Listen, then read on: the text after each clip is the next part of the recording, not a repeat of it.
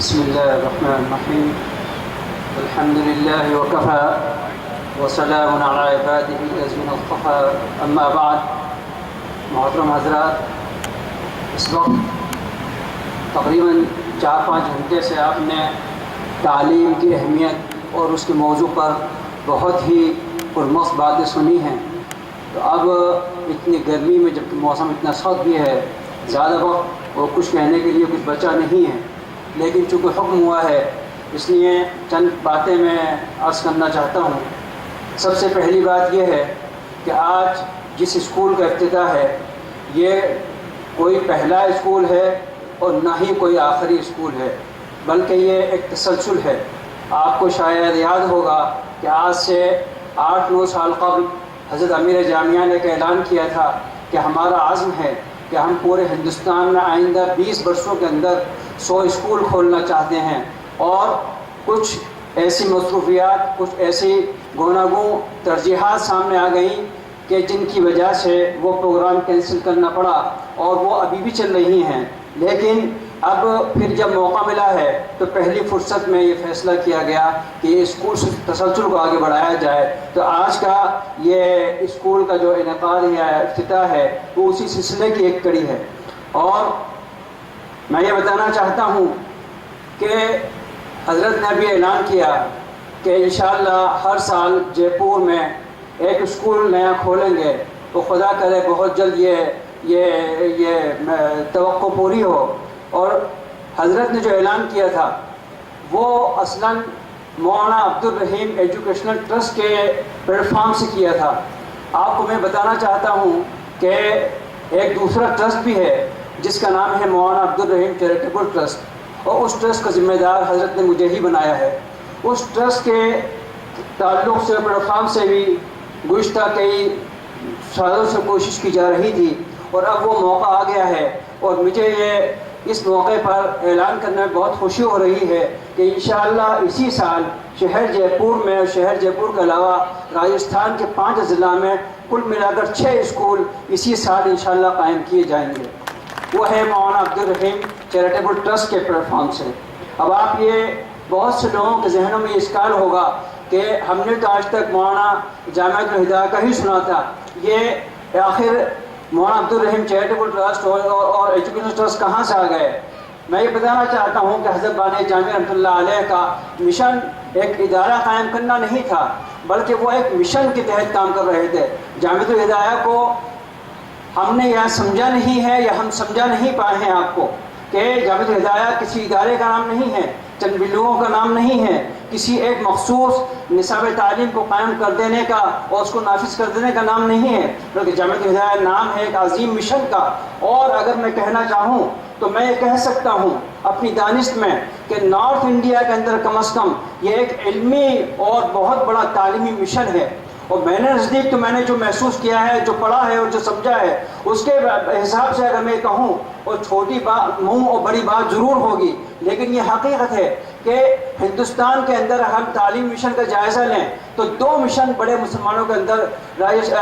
آزادی سے پہلے اور آزادی کے بعد ہمارے سامنے آئے ہیں. ان میں ایک مشن تو یہ تھا کہ مسلمانوں کے دینی مدارس کو قائم کیا جائے، اور جس کی بہتر نمائندگی دارالعلوم دیوبند العلماء کرتے ہیں. اور ایک مشن یہ تھا کہ مسلمانوں کو عصری تعلیم کے اندر آگے بڑھایا جائے، اور ہمارا علی گڑھ مسلم یونیورسٹی اس کا بہترین مرکز ثابت ہوا ہے. لیکن ایک تیسرا مشن بھی حضرت نے شروع کیا تھا، اور وہ یہ تھا کہ ہم ایسا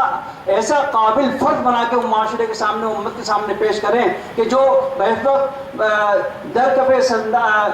کفے دام شریعت، در کفے سندان عشق کا اصل مظہر ہو. یعنی ایک ایسا عالم کہ جو بیک وقت علوم دینیہ پہ بھی کامل دستگاہ رکھتا ہو، اور جس کی نظر عصری علوم پر بھی ہو. اور یہی بنانے کے لیے حضرت نے یہ ایک مشن شروع کیا تھا. تو یہ تیسرا مشن ہے کہ جس کا مقصد یہ ہے کہ ایسے افراد قائم کیے جائیں کہ جو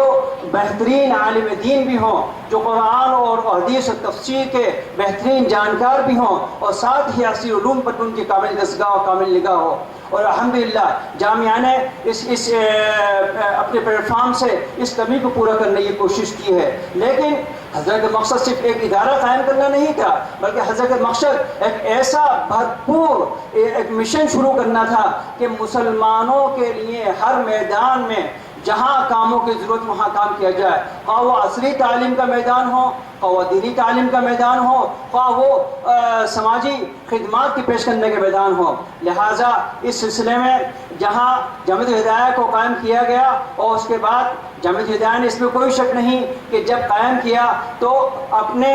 ابتدائی مرحلے میں ہی بہت وہ لوگ جن کو کہ اشکال تھا اور جو کہ اس فکر سے اور اس چیز سے بالکل متفق ہی نہیں تھے، لیکن جب یہ چیز عملی طور پر سامنے آئی اور لوگوں نے محسوس کیا تو نہ صرف یہ کہ اس کو محسوس کیا، بلکہ آج ہندوستان کے بہت سارے مدارس میں اس کے التزام کیا جائے، اس کو پڑھایا جا رہا ہے۔ میں آپ کو شاید بتانا چاہوں گا کہ جامعہ کے بانی کی نگاہ کتنی بلند تھی کہ جس وقت سن 87 کے اندر جامعہ کے اندر کمپیوٹر آیا ہے، میری جو معلومات ہیں اس کے حساب سے راجستھان نہیں اور جے پور کے بڑے بڑے اسکولوں میں اس وقت کمپیوٹر کی تعلیم کا نظم نہیں تھا۔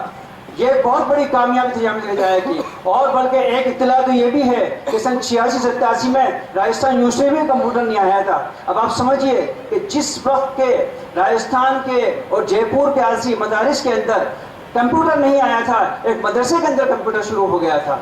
یہ حضرت کی بالغ النظری اور زمانے کی نفس شناسی تھی۔ اس کے بعد حضرت کا پیغام اور کوشش یہ تھی کہ ایک ہمارے ان لوگوں کے لیے جو کسی طور پر بھی مدرسے کے اندر مدرسوں کو اپنے بچوں کو بھیجنا نہیں چاہتے بلکہ ٹوٹل عصری تعلیم چاہتے ہیں، ان کے لیے بالکل عصری ماحول میں وہی نظم کیا جائے، لیکن اسلامی تربیت اور اسلامی ذہن سازی کے ساتھ۔ امام ربانی پبلک اسکول کی سیریز اسی مشن کے تحت قائم کی گئی، شروع کی گئی اور الحمدللہ بہت کامیاب ہے۔ اور اس کے علاوہ پھر ضرورت کو محسوس کرتے ہوئے ہمارے امیر حضرت مولانا فضل الرحیم صاحب نے اپنے ساتھیوں سے مشورے کے بعد یہ سلسلہ شروع کیا کہ کیوں نہ ہم اپنے مسلمان بچوں کے لیے ایک ایسا ادارہ قائم کریں کہ جو ان کو کمپٹیٹیو ایگزام کی تیاری بھی کروا سکے، اور اس کی کارکردگی آپ نے سنی اور اس کی کارکردگی کا ایک نمونہ بھی آپ نے یہاں دیکھا، اور الحمدللہ 100 سے اور 110 سے زائد بچے اور بچیاں وہاں سے فارغ ہو کر ملک کی خدمات انجام دے رہے ہیں۔ اور یہ ایک بڑا مشن تھا، یہ بڑے مشن کے تحت یہ کام چل رہا ہے۔ میں ایک چیز اور آپ کو سمجھا دوں کہ اسی درمیان میں گجرات کا واقعہ ہوا، اور اس زمانے میں جامعۃ الہدایہ ہی ہم کہیں گے، اس لیے ایک مدر باڈی مدر NGO یہی ہے۔ جامعۃ الہدایہ کے پلیٹ فارم سے حضرت نے ایک نئی تحریک اور نیا کام شروع کیا، اور وہ تھا FFCL، یعنی فاؤنڈیشن فار سول لبرٹیز۔ یعنی ہم مسلمانوں کو جو کہ ہندوستان کے اندر آئے دن ہونے والے فسادات سے متاثر ہوتے رہتے ہیں، ان کو کس طرح قانونی امداد پہنچانا اور کس طرح قانونی امداد مدد کی جا سکتی ہے، اس کے لیے وہ ادارہ قائم کیا گیا، اور الحمدللہ بہت تاریخی کام اس ادارے کے پلیٹ فارم سے انجام دیا گیا۔ یہ مختلف کام تھے جو الحمدللہ جامعۃ الہدایہ کے پلیٹ فارم سے انجام دیے جا رہے ہیں۔ اس میں کوئی شک نہیں کہ جامعۃ الہدایہ آج ایک بلڈنگ کی شکل میں نظر آ رہا ہے، لیکن میں نے جیسے آپ سے کہا کہ یہ کوئی ادارے کا نام نہیں، ایک مشن ہے، اور مشن کی مثال ایک پانی کی سی ہوتی ہے، اور پانی کو آپ دیکھتے ہیں اس کے سامنے اگر آپ پتھر رکھ دیں تو وہ دائیں بائیں سے آگے بڑھ جاتا ہے، اپنا راستہ نکال لیتا ہے۔ جامعۃ الہدایہ نے کے سامنے جب ایسی مشکلات پیش آئیں اور اس کو اپنے یہاں کام کے مواقع زیادہ کرنے کا موقع نہیں فراہم ہوا یا نہیں دیا گیا، تو دیگر جگہوں پہ جا کے یہ کام شروع کیا گیا۔ چنانچہ کسی ڈیٹا اکیڈمی کے نام سے دہلی کے اندر، الہ آباد کے اندر، اور شروع میں کانپور کے اندر، علی گڑھ کے اندر یہ ادارے قائم کیے گئے، اور سب کا مقصد یہی تھا کہ کسی بھی طریقے سے مسلمانوں کو ایک فیض پہنچایا جائے، اور الحمدللہ وہ فیض کا سلسلہ بھی جاری ہے۔ میں مدرسے کی بات جب آتی ہے تو میں ایک بات آپ سے کہنا چاہتا ہوں مدرسے کی اہمیت کے اوپر، بہت ٹائم زیادہ نہیں لوں گا، مختصر طور پر مدرسے کی اہمیت کو میں بیان کرنا چاہتا ہوں، اور اس کے بعد میں اصلی بات کہوں گا جو بات مجھے کہنی ہے۔ مدرسہ ہمارے ہندوستان کے مدارس اپنی عظیم اور روشن تاریخ رکھتے ہیں، ان کی بڑی عظیم خدمات ہیں، اور اگر تاریخ اسلام پر آپ روشنی ڈالیں تو آپ کو 2 ملک ایسے نظر آئیں گے جہاں مسلمانوں نے لمبے عرصے تک حکومت کی ہے، اور ان میں ایک تھا اسپین اور دوسرا تھا ہندوستان، لیکن دونوں میں فرق کیا ہوا کہ اسپین سے مسلمانوں کا اور اسلام کا نام و نشان مٹ گیا، لیکن ہندوستان الحمدللہ مسلمان بھی زندہ ہے اور اسلام بھی اسی آب و شاب و شان سے زندہ ہے اور انشاءاللہ قیامت تک زندہ رہے گا۔ اور اس کی بڑی وجہ آپ کو سمجھنے ایسا کیوں ہوا؟ وہاں بھی ہم نے 1000 سال حکومت کی تھی، لیکن وہاں آج ہمارا نام و نشان باقی نہیں ہے، اور یہاں بھی ہم نے 1000 سال حکومت کی، لیکن آج الحمدللہ حکومت میں ہم نہیں ہیں، لیکن اپنی انہی اسلامی روایات اور اسلامی شریعت اور اسی قرآن و حدیث و اذان کے ساتھ زندہ ہیں۔ یہ کیا فرق ہوا؟ یہ بنیادی فرق ہے ان مدارس کا۔ ہمارے علماء نے جب محسوس کیا کہ مسلمانوں کے ہاتھ سے حکومت جا رہی ہے یہاں سے، تو انہوں نے ایسے مراکز قائم کرنے کا فیصلہ کیا کہ جو مسلمانوں کے اندر دینی روح پھونک سکیں، اسلامی شریعت کو باقی رکھنے کا جذبہ پھونک سکیں۔ ان مدارس کو آپ ایک تعلیم دینے کا اور تعلیم و تعلم کا اور سیکھنے سکھانے کا ایک ذریعہ نہ سمجھیں، بلکہ میرے حساب سے میری نگاہ میں یہ پاور اسٹیشن ہوتے ہیں۔ ان کی حیثیت مسلم سماج کے اندر ایسی ہوتی ہے کہ آپ کو وہ شریعت کے حساب سے شریعت پر چلنے کے لیے، اسلام پر چلنے کے لیے اور دینی رہنمائی کے لیے افراد فراہم کرتے ہیں۔ اگر مدارس کا یہ سلسلہ نہ ہوتا تو ہندوستان سے بھی بہت پہلے اسلام کا مسلمان نظام شروع ہوتا۔ یہ حقیقت ہے۔ اور اس کے بعد میں ان مدارس اپنی اصل بات پہ آتا ہوں کہ راجستھان کے اندر بھی مدارس الحمدللہ اسی جذبے اور اسی مقصد سے کے تحت قائم کیے گئے تھے، لیکن موجودہ حکومت نے ایک نیا فیصلہ، نیا فرمان جاری کیا ہے جو سب مدارس اسلامیہ کے لیے بہت بڑی تشویش کی بات ہے، اور وہ یہ کہ سارے مدارس کا سروے کروایا جا رہا ہے اور ان سے معلومات اکٹھا کی جا رہی ہیں۔ مدارس کا سروے کروانے میں کوئی حرج نہیں ہے، لیکن موٹی بات پوچھی جائے تو ہم تیار ہیں، لیکن اس میں جو چیزیں نہیں تو پوچھی جا رہی ہیں وہ یہ ہیں کہ آپ کا مسلک کیا ہے، آپ کا عقیدہ کیا ہے، آپ کس مذہب اور مسلک سے اور فرقے سے تعلق رکھتے ہیں، حکومت کو کیا فکر پڑی ہے، حکومت کو کیا آخر مقصد ہے کہ وہ ہم سے ہمارے فرقے، ہمارے عقیدے اور ہمارے تعلق فکر کی بنیاد پہ کے متعلق باتیں کرنا چاہتی ہے۔ وہ ہم سے تعلق اسٹوڈنٹ کے متعلق پوچھے، ہم تیار ہیں دینے کے لیے، وہ ہمارے